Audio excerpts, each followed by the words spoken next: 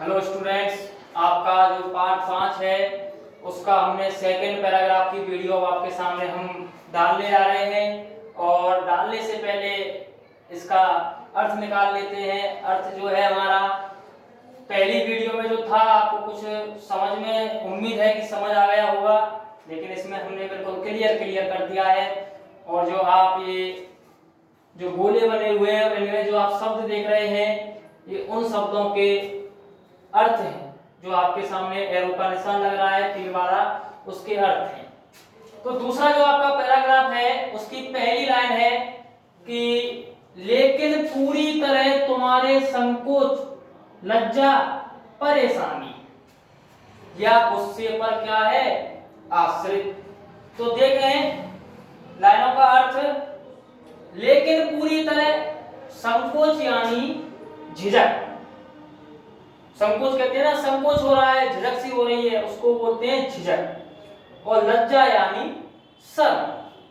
तो देखिए पहली लाइन का अर्थ क्या निकलेगा कि भीख मांगने वाला व्यक्ति हाथ फैलाकर सामने आ रहा है। भीख मांगने वाला व्यक्ति जो है वह हाथ फैलाकर खा रहा है, सामने आ रहा है और सामने आकर के वह घोषणा भी कर रहा है। भीख मांगने वाला जो व्यक्ति है वह सामने आता है और सामने आकर के क्या कर रहा है, घोषणा करता है। क्या घोषणा कर रहा है वो देखें। क्या कि वह पूरी तरह लाचार है। कैसा व्यक्ति है? पूरी तरह लाचार है। और संकोच यानी झिझक, लज्जा यानी शर्म। और उसे भीख मांगने में ना तो झिझक हो रही है और ना ही किसी प्रकार की उसे क्या आ रही है, शर्म आ रही है। ना ही उसे किसी प्रकार की शर्म आ रही है, परेशानी, और उसे कोई परेशानी भी नहीं है।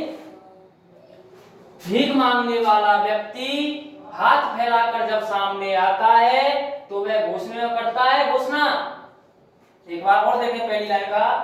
भीख मांगने वाला व्यक्ति जब हाथ फैलाकर सामने आता है और घोषणा करता है, क्या घोषणा करता है कि वह पूरी तरह लाचार है।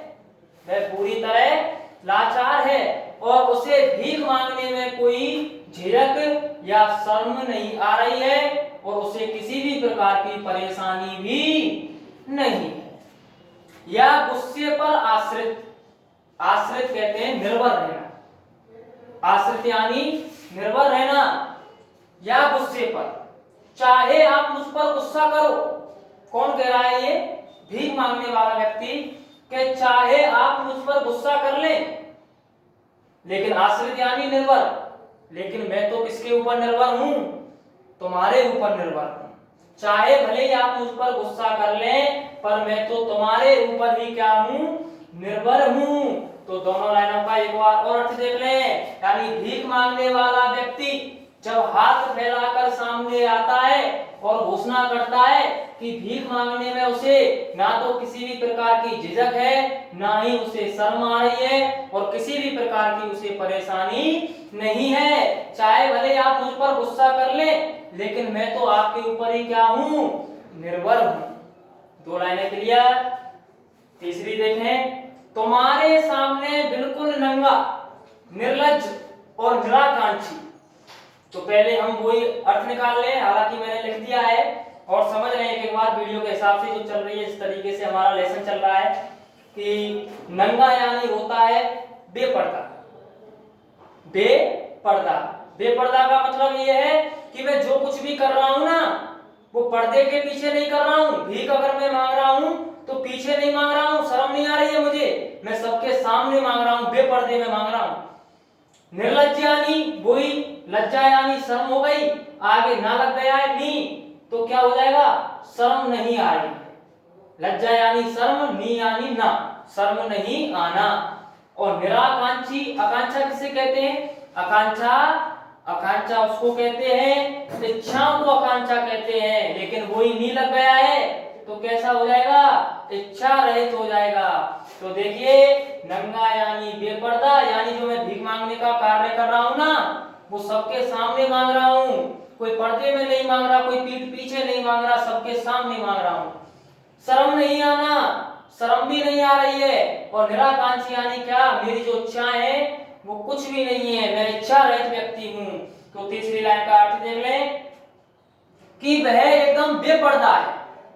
तीसरी लाइन का अर्थ चालू करें, वह एकदम कैसा है, बिल्कुल यानी एकदम, वह तुम्हारे सामने एकदम बेपर्दा है, वह तुम्हारे सामने एकदम बेपर्दा है, तथा भीख मांगने में उसे शर्म भी नहीं आ रही है, भीख मांगने में उसे शर्म भी नहीं आ रही है, और वह इच्छा रहित व्यक्ति है, उसकी किसी भी प्रकार की कोई इच्छा नहीं है। एक बार और देख लें क्या कह रहा है कवि कि वह तुम्हारे सामने, मैं तुम्हारे सामने बिल्कुल बेपर्दा हूं, भीख मांगने में मुझे शर्म भी नहीं आ रही है, और मेरी किसी भी प्रकार की कोई इच्छा भी नहीं है।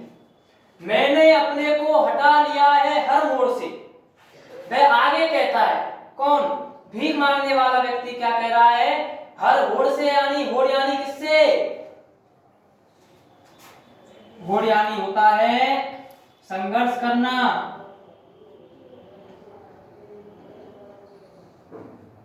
आगे देखें क्या कह रहा है कवि, वह कहता है मैंने अपने आप को, चौथी लाइन का बता रहा हूं, मैंने अपने आप को आगे बढ़ने के क्षेत्रों से, आगे बढ़ने के समस्त क्षेत्रों से, मैंने अपने आप को आगे बढ़ने के समस्त क्षेत्रों से क्या कर लिया है, अलग कर लिया है। लिख रहा है ना, हटा लिया है, हटा लिया का अर्थ होता है अलग कर लिया है।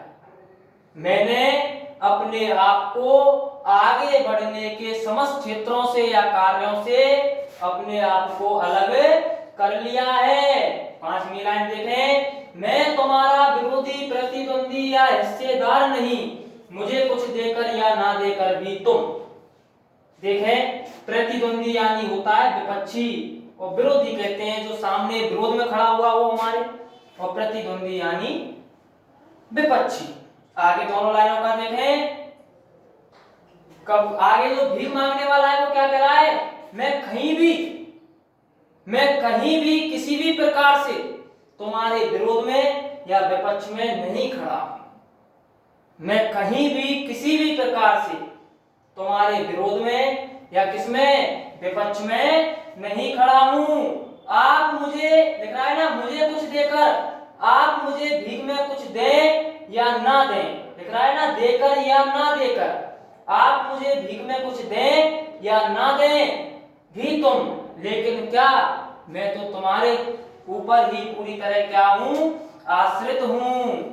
आप मुझे भीख में कुछ दें या ना दें, ये आपकी मर्जी के ऊपर निर्भर करता है। दोनों लाइनों का साथ में निकलेगा, पहले, दूसरी, तीसरी, चौथी, ये जो लाइनें हैं इनका अलग अलग से निकला है, पांचवी और छठवीं का साथ में निकलेगा।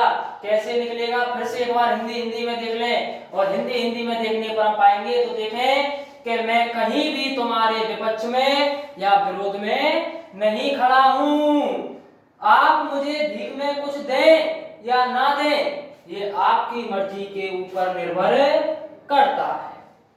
आठवीं लाइन, सातवीं लाइन देखें, कम से कम एक आदमी से तो निश्चिंत रह सकते हो। निश्चिंत कहते हैं बिना किसी चिंता के, किंतु आपकी भलाई के लिए, हिंदी में अर्थ देखें, किंतु आपकी भलाई के लिए मैंने इतना जरूर कर दिया है। कितना, आपकी भलाई के लिए मैंने इतना जरूर कर दिया है कि धनवान बनने की जो होड़ में लगे हुए हैं ना व्यक्ति, जो धनवान बनने की होड़ में लगे हुए हैं, उनकी होड़ में से मैंने अपने आप को हटा लिया है। और निश्चिंत यानी तुम मुझसे निश्चिंत रह सकते हो कि यह व्यक्ति कभी भी धनवान नहीं बन सकता है। एक बार सातवीं लाइन का और अर्थ देख ले, किंतु आपकी भलाई के लिए मैंने इतना काम अवश्य कर दिया है, कितना, कि धनवान बनने की जो होड़ में लगे हुए व्यक्ति है ना, उनकी होड़ से या उनकी पंक्तियों से मैंने अपने आप को अलग कर लिया है। पूरे पैराग्राफ को एक बार हिंदी में देख लें, उसके बाद आपको बिल्कुल और क्लियर हो जाएगा। तो पहली लाइन से ही देखें कि भीख मांगने वाला व्यक्ति जब हाथ फैलाकर सामने आता है और घोषणा करता है क्या, कि मैं पूरी तरह लाचार हूँ और भीख मांगने में मुझे कोई झिझक या शर्म भी नहीं आ रही है और ना ही ये मुझे परेशानी लगती है, यानी इस भीख मांगने के काम से मैं परेशान नहीं हूँ। या आप भले ही मुझ पर गुस्सा कर लें, लेकिन मैं तो आपकी भीख के ऊपर ही क्या हूँ, निर्भर हूँ, यानी आपके ऊपर ही निर्भर हूँ। मैं बिल्कुल आपके सामने बेपर्दा हूँ, जो ये कार्य कर रहा हूँ ना, ये बेपर्दा कर रहा हूँ, पीठ पीछे नहीं कर रहा हूँ। और इस भीख मांगने के काम में मुझे शर्म भी नहीं आ रही है और मेरी किसी भी प्रकार की कोई इच्छा भी नहीं है। वह कहता है कि मैंने अपने आप को आगे बढ़ने वाले समस्त क्षेत्रों से अलग कर लिया है और मैं कहीं भी किसी भी कार्य में तुम्हारा विपक्षी या विरोधी नहीं हूँ और आगे आप मुझे भीख में कुछ दें या ना दें, ये आपकी मर्जी के ऊपर निर्भर करता है। कम से कम एक आदमी से आपकी भलाई के लिए मैंने इतना जरूर कर दिया है। कितना कि जो धनवान बनने की होड़ में पंक्तियों में जो व्यक्ति लगे हुए ना, उनसे अपने आप को क्या कर लिया है, अलग कर लिया है और आप मुझसे क्या रह सकते हो, निश्चिंत रह सकते हो। इसी के साथ आपकी जो पार्ट 5 है उसकी जो पहली कविता है एक काम वो क्लियर होती है। दूसरी जो कविता है इसको आपके लिए नेक्स्ट वीडियो में डाल दिया जाएगा।